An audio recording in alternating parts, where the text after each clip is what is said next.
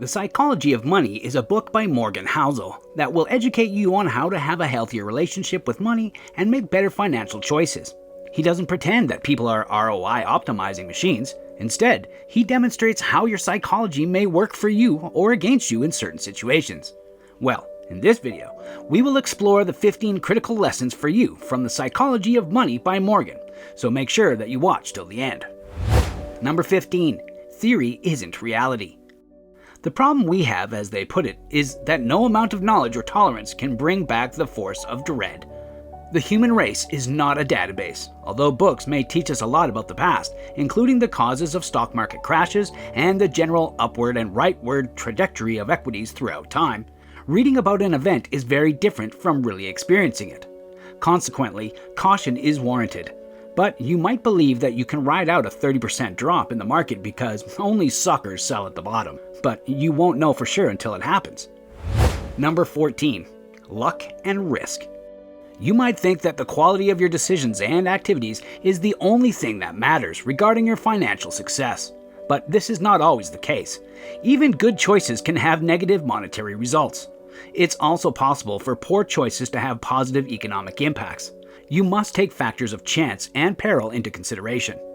To lessen the likelihood of miscrediting chance in favor of individual effort, you should exercise caution with the people that you look up to and down on. Those at the top may have gotten there through good fortune and careful planning, while those at the bottom may have been unlucky. Treat yourself kindly if you find yourself on the wrong side of risk. Nothing is guaranteed in this life, and it may not even be your fault if something goes wrong. Number 13. Compounding is deceptively powerful. If you want to make money, you must be willing to take chances and have a positive outlook, and put yourself out there. But the opposite of taking risks is what it takes to keep your money safe. It calls for modesty and realizing that all you've built can quickly be snatched away from you.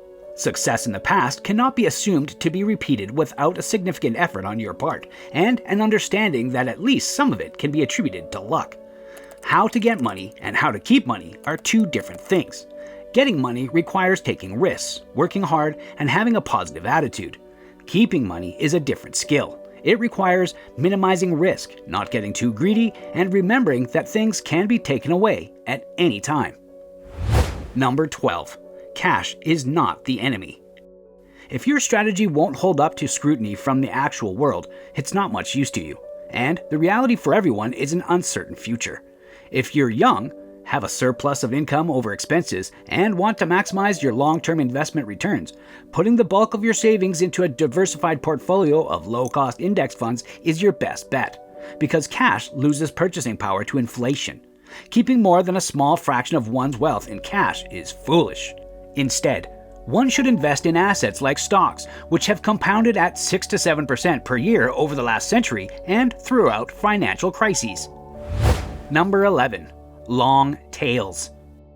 A small number of events can account for the bulk of financial outcomes, where long tails, or the extreme ends of the distribution of outcomes, have a significant impact. The majority of the time, your investment decisions are irrelevant. The choices that you make on a few days when a significant event, such as a severe downturn, a frothy market, a speculative bubble, etc., determine how things turn out. In this lifetime, Warren Buffett has held 400 to 500 stocks. The majority of his earnings came from 10 of them. Number 10. The highest form of wealth.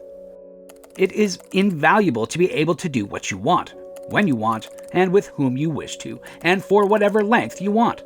The highest dividend that money can buy is this. Being more flexible and in charge of your time is significantly more helpful than increasing your returns by 2% by staying up late or placing risky bets that interfere with your sleep. Number 9. Ferraris don't generate respect. People spend a lot of money on flashy possessions like houses and expensive cars because they crave social approval. They fail to consider that while viewing a luxurious home or car, most people are not admiring the owner, but rather the object itself and fantasizing about how it would feel to own one. You can't purchase people's adoration or respect. Wasting money on flashy possessions wastes time. By the way, if you like this video, keep watching till the end and leave a like and subscribe. Number 8. Being rich versus wealthy. To be wealthy, one must have a substantial level of disposable income. But there is a difference between being rich and being wealthy. Wealth is invisible. In other words, it's the money in your account you haven't spent yet that gives you the freedom to decide whether or not to make a purchase or take some other action at a later date. There are things that you can do if you're rich. Still, you can only obtain true independence, freedom of time and location, and material comforts if you're wealthy. Number 7. Optimal portfolio. The best is a portfolio that lets you get a good night's rest. This strategy allows you to earn respectable profits while improving your standard of living and giving you more agency over your circumstances. It will endure downs and other temporary setbacks in the economy.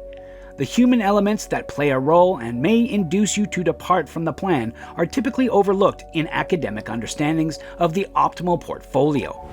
Number 6. Leave room for error. You must allow for error if you intend to stay in the game for the long haul. Room for error allows you to survive a variety of possible outcomes, and endurance allows you to hang around long enough to let the odds of profiting from a low probability scenario fall in your favor.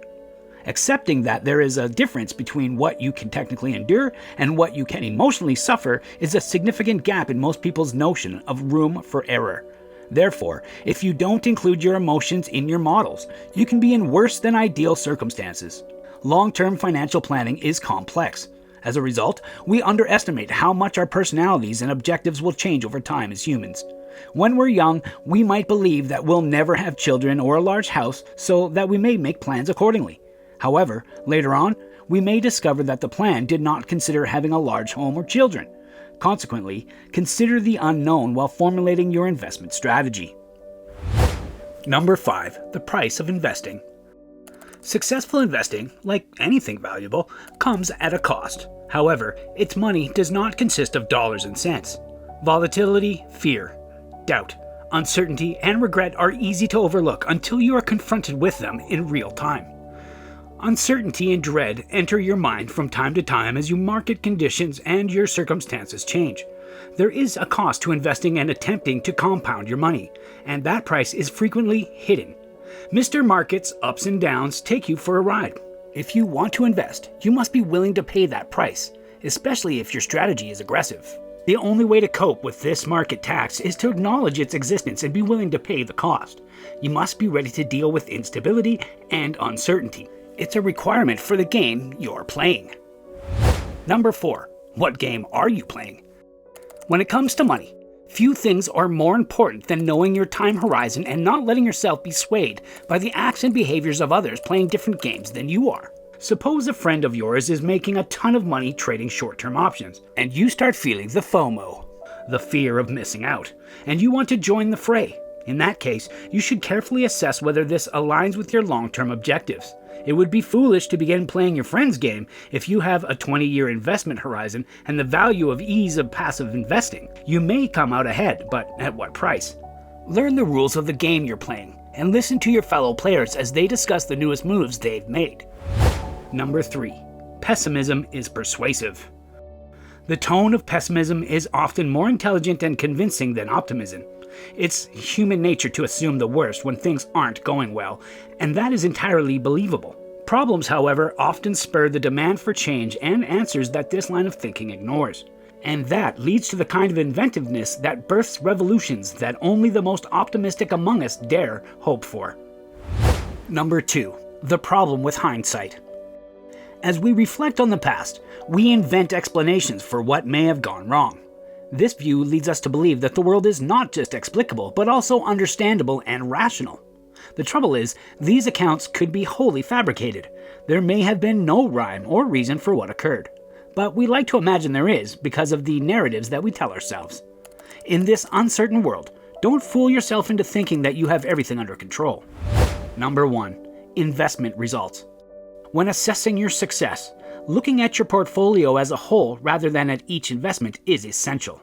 Otherwise, you might overvalue your winners and undervalue your losses. Making the correct choice requires more than just logic. It's important to remember that you're a feeling human being with wants and desires that could conflict with what a return on investment, ROI, maximizing model suggests. If you can have whatever you want without worrying about beating the market, then there's no reason to put yourself through the pain of trying. If you liked this video, Hit the like, subscribe, and share buttons because it helps out our channel. More videos are coming soon, so turn on your notifications because you don't want to miss those. Thanks for watching.